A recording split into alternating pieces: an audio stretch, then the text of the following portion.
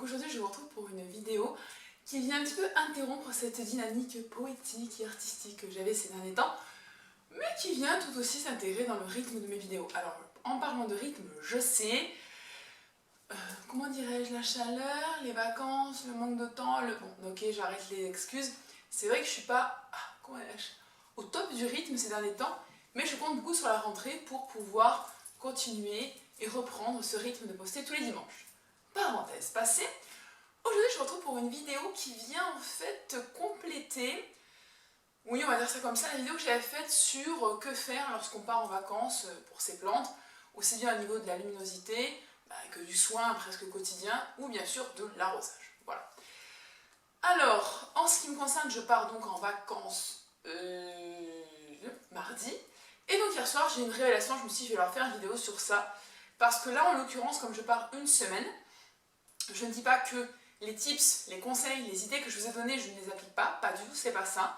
Mais là, en l'occurrence, j'ai la chance, le privilège d'avoir une voisine qui est là, qui aime les plantes et qui me rend ce service immense de s'occuper de mes bébés verts à feuilles. Donc écoutez, je saute sur l'opportunité et pour ce faire, je vais vous présenter une espèce de mise en scène que je réalise au sein de mon appartement, de sorte à ce qu'en fait, premièrement, ce soit facile d'accès. Parce que ça, c'est essentiel. Faut pas que ça commence à devenir un espèce de gymkhana, etc. C'est pas possible.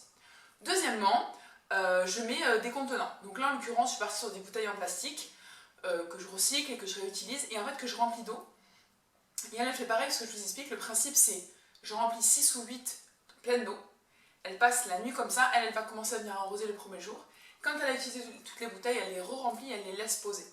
Et le jour suivant, etc., etc. Ce qui fait que l'eau, elle a le temps de poser, comme je vous l'avais dit dans une précédente vidéo, la vidéo sur les astuces pour prendre soin de ses plantes, il me semble, où j'ai de belles robes bordeaux, bref, faut retrouver dans la playlist. Laisser s'évaporer un petit peu l'eau du robinet, donc permet au chlore de s'échapper, au calcaire un petit peu de se mettre au fond de la bouteille, et du coup c'est une eau qui est toujours meilleure pour les plantes. Bref, donc voilà, je lui laisse des bouteilles à disposition. Troisièmement, je mets en place un petit système, c'est pas un truc relou non plus, on n'est pas dans Tetris, hein, on se calme, voilà. Je mets en place un code un peu couleur qui correspond à des nombres d'interventions dans la semaine ou à des jours précis pour telle ou telle plante. Exemple, exemple mon bonsaï ombu qui vient de Uruguay. Bien sûr, j'ai pas envie qu'il meure parce que c'est un peu ma plante fétiche et préférée que j'aime d'amour. Bon, je les aime toutes d'amour, mais celle-là particulièrement. Bon, lui, il a un soin.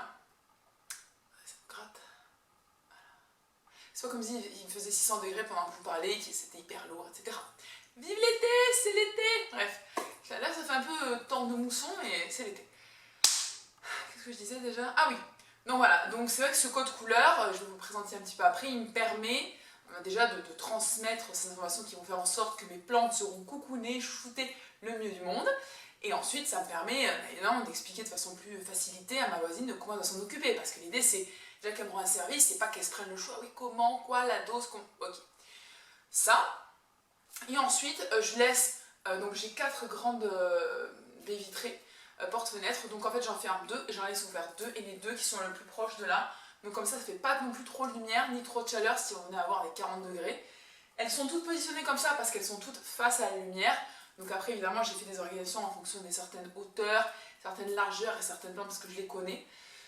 J'ai 3 points stratégiques dans l'appartement pour arroser, parce que là c'est pareil, c'est de se rappeler qu'elle doit aller là, et ceci et cela, c'est l'angoisse. Donc je regroupe tout, j'ai cette petite table basse là que vous verrez après, la grande table basse derrière moi, et on a également ma monstera dans l'angle parce qu'elle est tellement lourde et tellement grande que je ne peux pas la déplacer.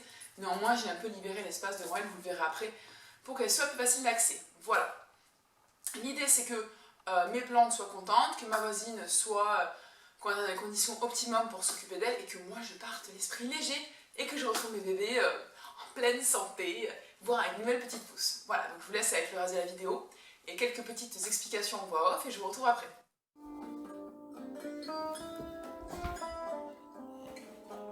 Bon là finalement c'est la mise en place de la scène. Alors en fait, bon là oui je danse, oui toujours sans musique, hein, faut pas oublier. Alors pour mettre en place tout ça et pour installer mes plantes de la façon plus optimale, déjà je protège ma table basse à laquelle je tiens et j'installe une sorte de sous-main là, dont je me sers cette de table pour manger. Et après je change donc ma table de place et j'installe toutes mes plantes face finalement à la baie vitrée, de sorte à ce qu'elles profitent toutes de façon homogène et uniforme du soleil. Bon alors j'ai beaucoup de coupures au montage parce que la robe était un peu courte, alors certes j'avais un maillot de bain, mais bon néanmoins on voyait de temps en temps mon popotin, donc j'ai dû faire des petites coupes dans la vidéo, mais c'est pas grave. Donc voilà, donc j'installe toutes mes plantes, évidemment celles qui sont retombantes plus devant, et celles qui sont plus hautes à l'arrière. Donc en fait je regroupe toutes mes plantes pour qu'aucune ne soit oubliée à l'arrosage. La seule plante que je laisse donc dans le fond, comme je disais tout à l'heure, c'est la Monstera, parce qu'elle est vraiment énorme. Mais sinon j'essaye de vraiment mettre toutes les autres ensemble, les petites, les grandes, les moins grandes, enfin j'essaye vraiment de toutes les disposer. Et là je libère juste l'excès devant la Monstera et je pousse le siège. Comme je disais, l'accès c'est hyper important pour être sûr que ma voisine puisse de façon optimale arroser tout le monde et ne pas être gênée. Voilà, donc j'enlève tout le monde des étagères, tout le monde des recoins, même les orchidées, et je les installe toutes sur la table basse.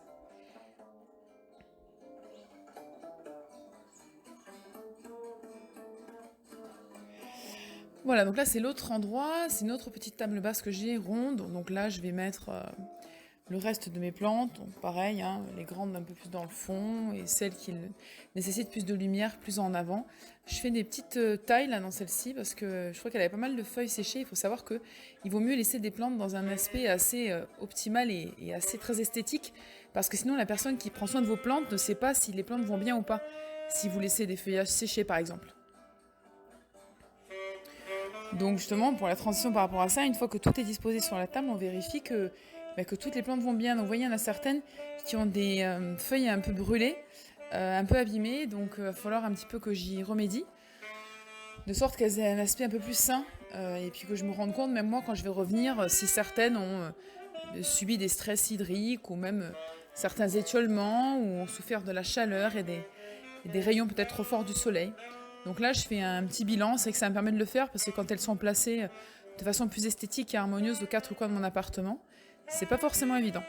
Donc là, au moins, ça me permet vraiment de pouvoir voir ça en détail, de vérifier là également l'état de la terre, l'humidité, d'ajuster les emplacements. Enfin, voilà, c'est vrai que ça permet de constater tout ça et de réajuster tout ça.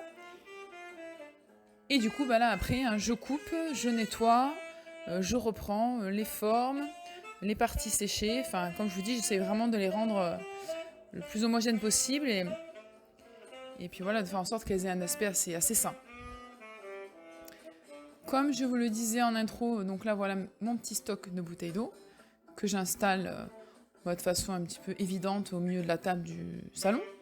Comme ça, on ne peut pas les louper et puis elles sont assez faciles d'accès parce qu'elles sont juste à côté du lieu à arroser. Voilà, donc là je vais en mettre 7. Je pense que par rapport au nombre de plantes que j'ai à arroser, c'est pas mal.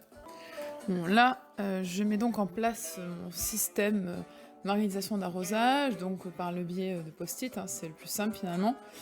Donc chaque couleur va représenter une fréquence d'arrosage, un rythme. Et puis donc voilà, en face de chaque post-it de couleur, je vais donc écrire ça. Alors en plus des fréquences, je vais quand même mettre les jours précis, parce que là, comme je pars de date à date, c'est plus facile pour la personne qui s'occupe de mes plantes, ma voisine donc en l'occurrence, de pouvoir s'y retrouver. Donc voilà, je mets le nombre de fois, et ce nombre de fois correspond à des jours précis que j'indique également. Parce que je trouve que plus on détaille et plus finalement on essaie d'être précis, et plus c'est facile pour l'autre de s'y retrouver et de pouvoir agir de façon la plus efficace possible. Voilà le planning à peu près. Plutôt simple quand même. Assez didactique. Voilà. Et une fois que j'ai bien vérifié et que je suis assez d'accord avec mon code couleur, eh bien je le dispose sur les plantes. Donc c'est vrai que bon, là j'ai fait quand même un jeu de hauteur avec les pots qui permet quand même d'avoir une vue d'ensemble des choses, mais c'est plutôt assez simple à comprendre, et puis c'est assez visible hein, sur les pots qui sont marron ou gris, et puis après on prend le pli. Alors écoutez, je ne sais pas si vous aurez appris grand chose, en tout cas vous m'aurez vu faire un peu de déménagement, vous m'aurez vu mettre un petit peu en scène et en place mes plantes telles que je l'imagine, en tout cas telles que j'imagine que ce serait mieux pour elles de m'attendre paisiblement pendant ma période de vacances. Et vous aurez également pu voir un petit peu un aperçu de ma collection. Alors là il faut savoir que je ne l'ai pas précisé en introduction, mais certaines de mes plantes qui avec le temps actuel qui sont d'intérieur et donc peuvent actuellement se retrouver un peu à l'extérieur, je me favorise parce qu'elles sont mieux, et que aussi dehors, évidemment vous l'avez déjà vu dans une autre de mes vidéos, j'ai un potager Mais là, c'est plus facile parce qu'il y a un tuyau d'arrosage. Et donc, je pars du principe que le potager, je demande à ce que ma voisine, elle est trop gentille, me l'arrose un jour sur deux. Et donc, de fait, avec les pots que j'ai mis à côté, elle fait pareil pour les plantes qui étaient à l'intérieur, mais que j'ai mis à l'extérieur. C'est clair? Je crois que c'est plutôt clair. Voilà. Écoutez, j'espère que cette vidéo vous aura plu. Je ne sais pas si vous aurez appris grand chose, mais en tout cas, elle vous aura permis de passer un petit moment avec moi et de comprendre à quel point je me triture le cerveau pour que mes petits bébés verts à feuilles soient heureux, comblés et soient le mieux du monde en mon absence.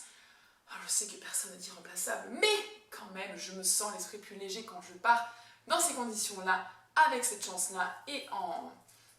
Ben oui, voilà, oui, en mettant en place ce genre de protocole. En attendant la prochaine vidéo, je vous souhaite une belle fin d'été, une bonne fin de vacances pour ceux qui partent en vacances.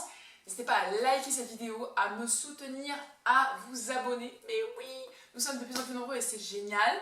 Je compte sur vous et en attendant la prochaine vidéo, je vous dis hasta luego!